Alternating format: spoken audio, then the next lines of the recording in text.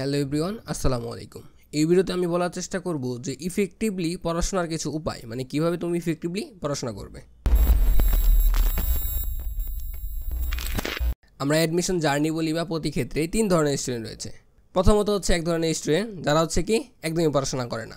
দ্বিতীয়ত হচ্ছে যারা মোটামুটি পড়াশোনা করে, অর্থাৎ রেগুলার তারা দিনে 2 থেকে 3 ঘন্টা পড়াশোনা করে। আরেক ধরনের স্টুডেন্ট রয়েছে যারা হচ্ছে কি সবসময় পড়াশোনা করে, দিনে ধরো তারা হচ্ছে 6 থেকে 7 ঘন্টা পড়াশোনা করে। সবসময় যারা পড়াশোনা করে এইরকম স্টুডেন্টের সংখ্যা হচ্ছে কি আমাদের 10% হবে।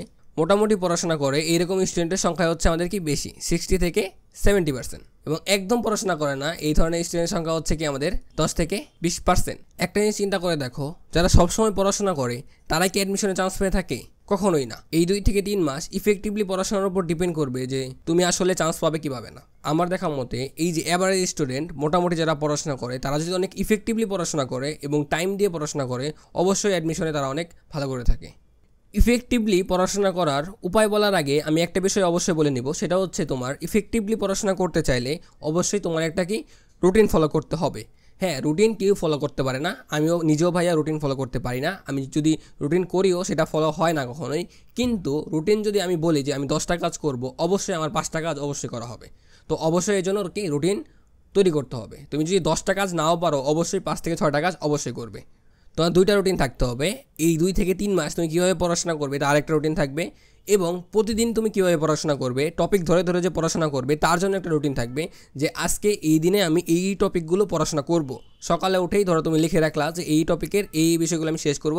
দিন শেষে তুমি মিলিয়ে দেখবা যে সেই বিষয়গুলো তুমি আসলে শেষ করতে পেরেছো কি পারো নাই। সেকেন্ড টাইমারদের প্রস্তুতি নিয়ে একটা ভিডিও রয়েছে আমার, সেইখানে আমি বলার চেষ্টা করেছি মানে অল্প করে যে রুটিন কীভাবে তৈরি করতে হয় বা কীভাবে তুমি রুটিন করবে। আই বাটনে দিয়ে দিলাম, তোমরা চাইলে সেই বিষয়টা দেখতে পারো। এখন হচ্ছে আমাদের মোস্ট ইম্পর্ট্যান্ট ইফেক্টিভলি কীভাবে পড়াশোনা করব। প্রথমে হচ্ছে কি পড়াশোনার জন্য সুন্দর একটা এনভায়রনমেন্ট থাকতে হবে, অথবা সেই এনভায়রনমেন্ট তোমার তৈরি করতে হবে যেখানে তুমি বসে প্রতিদিন 8 থেকে 10 ঘন্টা পড়াশোনা করবে। সেখানে তুমি অন্য কোনো কাজ করবে না, জাস্ট তুমি পড়াশোনা করবে। যে ওইখানে গেলে তোমার মনে হবে যে এখানে পড়াশোনার জন্য বসতেছি। ওইখানে গেলে তোমার মনে হবে যে না, আমি এখানে জাস্ট পড়াশোনা করব, অন্য কোনো ফালতু কাজ আমি এখানে করব না। ওইখানে গেলেই তোমার কি পড়াশোনার কথা মনে আসবে। এরকম ছোট্ট একটা এনভায়রনমেন্ট তুমি তৈরি করে ফেলো। অনেকেই চেয়ার টেবিলে পড়াশোনা করো, তুমি চাইলে একটা কি ভালো একটা চেয়ার কিনতে পারো, ধরো 1000-1200 টাকা দিয়ে একটা চেয়ার কিনে নিলা। কারণ তোমার প্রতিদিন 8 থেকে 10 ঘন্টা বসে থাকতে হবে। তুমি এমন জায়গায় পড়তে বসলা যেখানে তুমি কমফোর্টেবল ফিল করতেছো না, তো তুমি 2 থেকে 3 ঘন্টা পড়ার পরেই তুমি কি সে জায়গা থেকে উঠে যাবা, তোমার কি পড়তে মন চাবে না। তুমি এমন জায়গায় পড়াশোনা করবা যেখানে তুমি কমফোর্টেবল। অনেকেই আছে বেডে পড়াশোনা করে, তুমি যেখানেই পড়াশোনা করো তোমার কমফোর্টেবল হইতে হবে, কমফোর্টেবল হয়ে পড়াশোনা করো। তো এত কমফোর্টেবল হওয়া যাবে না যে তুমি বেডে যে পড়াশোনা শুরু করলে তুমি আস্তে আস্তে ঘুমিয়ে গেলা, তো এরকমও হওয়া যাবে না। তুমি যেভাবে কমফোর্টেবল তুমি ওইভাবে পড়াশোনা করবে। অনেকে হচ্ছে কি এক জায়গায় বসে কমফোর্টেবলি পড়াশোনা করতে পারে না, যেমন আমি এক জায়গায় বসে কমফোর্টেবলি পড়াশোনা করতে পারি না। হ্যাঁ, আমি যখন এনার্জি অনেক হাই থাকে তখন হচ্ছে আমি টেবিলে বসি। প্রথমেই শুরুতে পড়াটা স্টার্ট হয় আমার টেবিল দিয়ে, অনেক এনার্জি নিয়ে। তারপরে হচ্ছে তুমি ধরো 1-1.5 ঘন্টা পড়াশোনা করলাম, দেন হচ্ছে আমি কি বেডে চলে যাব, বেডে যে পড়াশোনা করব, দেন বেড থেকে উঠে আবার টেবিলে আসবো। তো এরকম আমি কি একটা সার্কেলের মাধ্যমে পড়াশোনা করি। এটা হচ্ছে কি আমার একটা কমফোর্ট জোন, আমি এটা করতে আমার ভালো লাগে। তো তোমার যেভাবে পড়াশোনা করতে ভালো লাগে তুমি সেভাবে পড়াশোনা করবা, কিন্তু তোমার 10 থেকে 12 ঘন্টা অবশ্যই পড়তে হবে দিনে। তুমি যাই করো তোমার 10 থেকে 12 ঘন্টা তোমার অবশ্যই পড়তে হবে। পড়াশোনায় ডিস্ট্রাকশন হয় এমন সব কিছু টেবিল থেকে দূরে রাখা। ধরো টেবিলে অপ্রয়োজনীয় কোনো কিছু তুমি রাখবে না। তুমি 4-5টা বই আনার দরকার নেই, তুমি একটা বই পড়াশোনা করবে, ওই একটা বই তুমি নিয়ে আসো যে এই বই পড়াশোনা করব, এই বইয়ের এই টপিক পড়বো, তুমি সেই জিনিসটা নিয়ে আসো। তুমি ডিস্ট্রাকশন তৈরি করার জন্য আরও 5টা বই নিয়ে আসবা, বাট তুমি সেগুলো পড়তেছো না, বাট তোমার মেন্টালি সেগুলো এফেক্ট পড়বে। তো তুমি যে বইটা পড়বা শুধু ওই বইটা নিয়ে আসো, ওই বইটা ধরে তুমি পড়াশোনা শুরু করে দাও। আরেকটা বিষয় হচ্ছে তুমি যখন পড়তে বসবা তোমার পেন পেন্সিল বা রঙিন কালি যেটাই দরকার হয় তুমি নিয়ে বসবা। যখন তুমি পড়াশোনা করা অবস্থায় দরকার হবে তোমার একটা পেন, তুমি উঠে যাবা, তখন কি হবে তোমার মানে ডিস্ট্রাকশন তৈরি হবে। আরেকটা বিষয় হচ্ছে তুমি ফোন যখন পড়াশোনা করবে, ফোন ভাই তোমার থেকে 10 হাত দূরে রাখবা, ঠিক আছে? তোমার আশপাশে কোনো ফোন রাখা যাবে না। ফোনটা একটা নোটিফিকেশনই তোমাকে ডিস্ট্র্যাক্ট করার জন্য যথেষ্ট। ধরো তুমি এক জায়গায় অনেক ফোকাস দিয়েছো, তুমি যদি একবার মন ডাইভার্ট করে ফেলো সেই জায়গায় মন আনতে তোমার আরও 10 মিনিট লাগবে। একটা জিনিস খেয়াল করে দেখো, প্রথম 10 থেকে 15 মিনিট হ্যাঁ মনে হচ্ছে আমি অনেক পড়াশোনা করতেছি, কিন্তু সেই পড়াশোনা কিন্তু এতটুকু ইফেক্টিভ না। কারণ তোমার মনোযোগ বসতে তোমার একটু টাইম লাগবে প্রতিটা একটা বিষয় থেকে আরেকটা বিষয় সুইচ করতে। তুমি যদি এই পড়ার মাঝখানে কলম আনতে যাও আবার বসো, তোমার কি হবে এই যে ডিস্ট্রাকশন তৈরি হবে, তোমার মনোযোগে যে ব্যাঘাত ঘটবে, তুমি কি সেই মনোযোগটা আনতে তোমার আরও 20 থেকে 25 মিনিট আবার পড়াশোনা করতে হবে। এই জন্য তুমি যখন তুমি পড়তে বসবা সকল প্রয়োজনীয় জিনিস তোমার হচ্ছে কি হাতের কাছেই রাখবা, যাতে তোমার বারবার উঠতে না হয়। এরপরের বিষয়টা হচ্ছে কি মনোযোগ ধরে রাখা। সবার সেম প্রবলেম, ভাইয়া পড়তে তো বসি ঠিক মতো, বাট একটু পরে হচ্ছে কি আমাদের কি মনোযোগ হারায় ফেলি। তুমি যদি ইফেক্টিভলি পড়তে চাও অবশ্যই তোমার মনোযোগ ধরে রাখতে হবে। অনলাইনে তুমি যদি পড়াশোনা করো অথবা অফলাইনে করো, তুমি অবশ্যই কি করবে, ভাইয়ার সাথে বলবে যে ভাইয়া এই বিষয়টা বুঝতেছি না, এটা পারতেছি না, তাই তুমি কি তার সাথে কন্ট্যাক্ট রাখবে, কি সংযোগ রাখবে, তাহলে কি তোমার মনোযোগটা একটু হইলেও বৃদ্ধি পাবে। 2 নম্বর বিষয় হচ্ছে কি তুমি যদি অনলাইনে কোনো ক্লাস বা কোনো টপিক দেখো, তুমি সেইখানে মনোযোগ কীভাবে ধরে রাখবা, তুমি হেডফোন ব্যবহার করবা অথবা ইয়ারফোন ব্যবহার করবা। 300 থেকে 400 টাকা দিয়ে তুমি একটা হেডফোন কিনে নিলা, মনোযোগটা ধরে রাখতে আরও সুবিধা হবে। এখন পড়াশোনার ক্ষেত্রে তুমি পড়াশোনা কীভাবে মনোযোগ দিয়ে করবে, তুমি কি করবে, একটু আওয়াজ করে পড়াশোনা করবে, যাতে গুনগুন করে পড়াশোনা করবে, যাতে সেই আওয়াজগুলো তোমার কানে যায়। এবং তুমি চাইলে কি একটু নোট করতে পারো যে এই বিষয়টাতে কি ছোটো ছোটো একটু নোট করে পড়াশোনা করতে পারো, তাহলে তোমার কি মনোযোগটা ধরে রাখতে আরও কি সুবিধা হবে।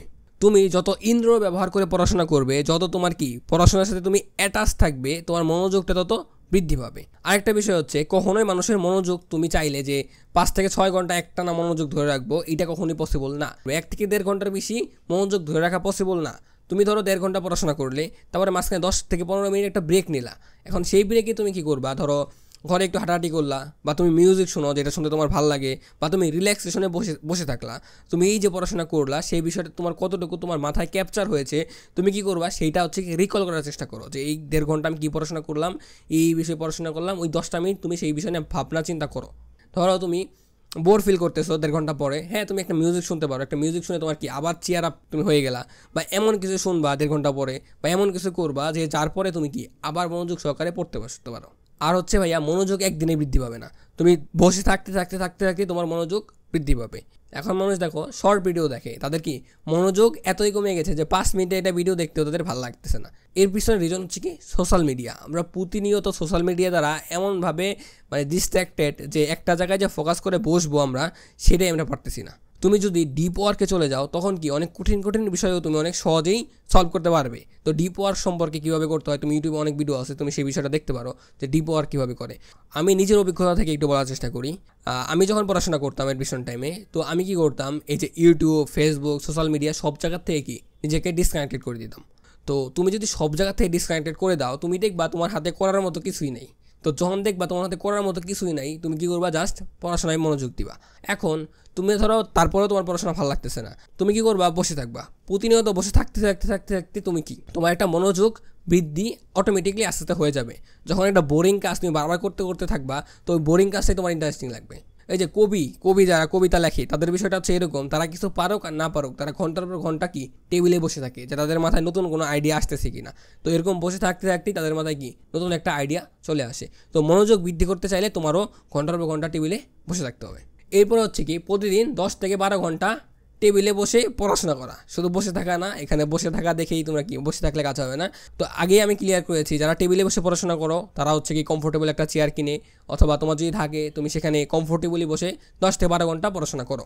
এই 10 থেকে 12 ঘন্টার মধ্যে তুমি কি 2 থেকে 3 ঘন্টা হচ্ছে কি তোমার অনলাইন ক্লাস বা কিছু টপিক ইউটিউবে তুমি দেখতে পারো যে এই বিষয়ে আমি বুঝতেছি না, এই বিষয়গুলো আমার দেখা উচিত, তো সেই কাজটা তুমি করতে পারো।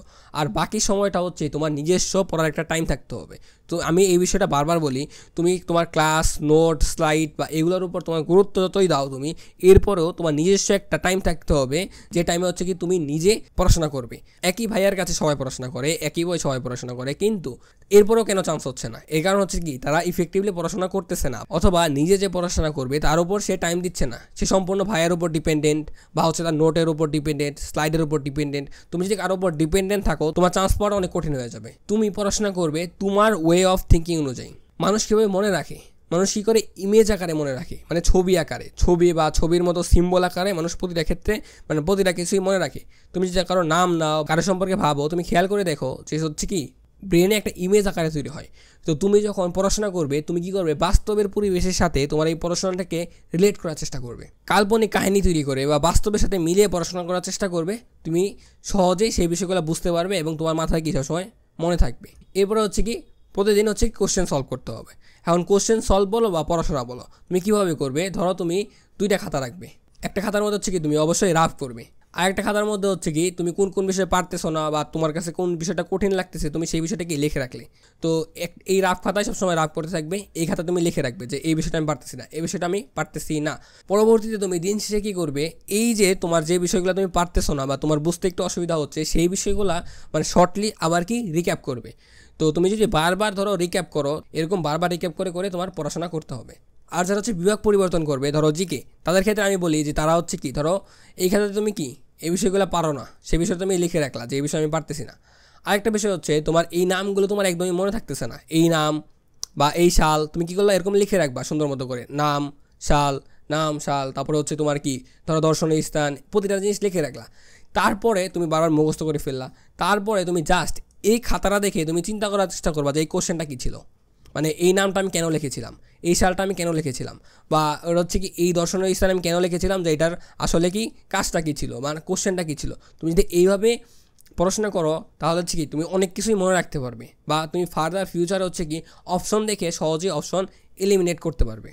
ইফেক্টিভ পড়ার জন্য আরও অনেক উপায় রয়েছে। এখন তুমি কীভাবে বের করবা এই ইফেক্টিভ উপায়গুলো, তোমার নিজের মানে ট্রিগার হইতে হবে, তোমার নিজের মনে হইতে হবে যে না আমি অবশ্যই চান্স পাবো, এর জন্য আমার কি পড়তে বসতেই হবে, তোমার ওইরকম ইচ্ছা থাকতে হবে। তোমার ইনভায়রনমেন্ট একটা ক্রিয়েট করে নাও, এখানে পড়াশোনা করবো 10 থেকে 12 ঘন্টা মনোযোগ দিয়ে পড়াশোনা করবো, ডিস্ট্রাকশন দূরে রাখবো, কোশ্চেন আমি সুন্দর মতো সলভ করবো। তো রেগুলার সেই জিনিসটাকে ধরে রাখতে হবে। তুমি যে রেগুলার সেই বিষয়ে ধরে রাখো অবশ্যই ভালো ফল অবশ্যই তুমি করবে। এখন তুমি হচ্ছে কোন কোন টপিকের উপর ভিডিও চাও সেই বিষয়টা আমাকে বলতে পারো যে ভাইয়া আমি এই টপিকের উপর ভিডিও চাচ্ছি, বা আমি এই ক্লাসটা চাচ্ছি যে এই ক্লাসটা আপনি একটু করে দেন, বা এই জিকের এই বিষয়টা আমি বুঝতেছি না এই বিষয়টার উপর একটা ক্লাস নেন। তো তুমি এটা হচ্ছে কি ওপেনলি আমাকে বলতে পারো যে ভাইয়া এই টপিকের উপর ক্লাস নেন, এই টপিকের উপর ক্লাস নেন। সেই বিষয়গুলো নিয়ে আমি অবশ্যই ভিডিও বানানোর চেষ্টা করব। খুব শীঘ্রই হচ্ছে আমরা একটা ব্যাচ লঞ্চ করতে যাচ্ছি। তো যারা যারা ইন্টারেস্টেড নিচে হচ্ছে কি আমি কিন্তু গুগল ফর্ম দিয়ে দিলাম, সেখানে তোমাদের যারা ইন্টারেস্টেড তারা হচ্ছে তোমাদের নাম এবং ফোন নাম্বারটা দিতে পারো। পূর্ণাঙ্গ রুটিন অনুসারে তোমাদের ক্লাস নেওয়া হবে, বাংলা, ইংরেজি এবং সাধারণ জ্ঞান। এছাড়া জাহাঙ্গীরনগর এবং বিউপির জন্য ম্যাথ এবং আইকিউ। প্রতিটি ক্লাসের এক্সাম নেওয়া হবে। তুমি আজকে যে ক্লাসটা করলে পরের দিন সেই ক্লাসের উপরে একটি এক্সাম নেওয়া হবে, এবং প্রতি সপ্তাহে বিভিন্ন বিশ্ববিদ্যালয়ের কোশ্চেন প্যাটার্নের উপর ভিত্তি করে 150 থেকে 200 মার্কের এমসিকিউ পরীক্ষা নেওয়া হবে, এবং প্রতিটি বিশ্ববিদ্যালয়ের স্পেসিফিক টপিক ধরে ধরে পড়াশোনা করানো হবে। অনলাইনের মাধ্যমে তোমাদের ক্লাসগুলো নেওয়া হবে। ক্লাসের সকল পিডিএফ এবং ইম্পর্টেন্ট নোটস, রেকর্ডেড ক্লাস এবং প্রিমিয়াম স্লাইড তোমাদের প্রোভাইড করা হবে। পড়াশোনা রিলেটেড যে কোনো সাপোর্ট তোমাদের দেওয়া হবে। সপ্তাহে একবার তোমার সকল ডাউট কোশ্চেনের সমাধান দেওয়া হবে। পরীক্ষায় যারা লো স্কোর করবে তাদের জন্য আলাদা ডিসকাশন ক্লাসের ব্যবস্থা থাকবে। তো সবার কথা চিন্তা করে ব্যাচের ফি হবে কত? মান্থলি 2000 টাকা করে। আমাদের যে কোয়ালিটি আমরা চাইলেই এর থেকে হায়ার প্রাইস চার্জ করতে পারতাম, কিন্তু সবার কথা চিন্তা করে মান্থলি 2000 টাকা রেখেছি। তো আজকের জন্য এই পর্যন্তই ভাইয়া, ইনশাল্লাহ দেখা হচ্ছে নেক্সট ভিডিওতে।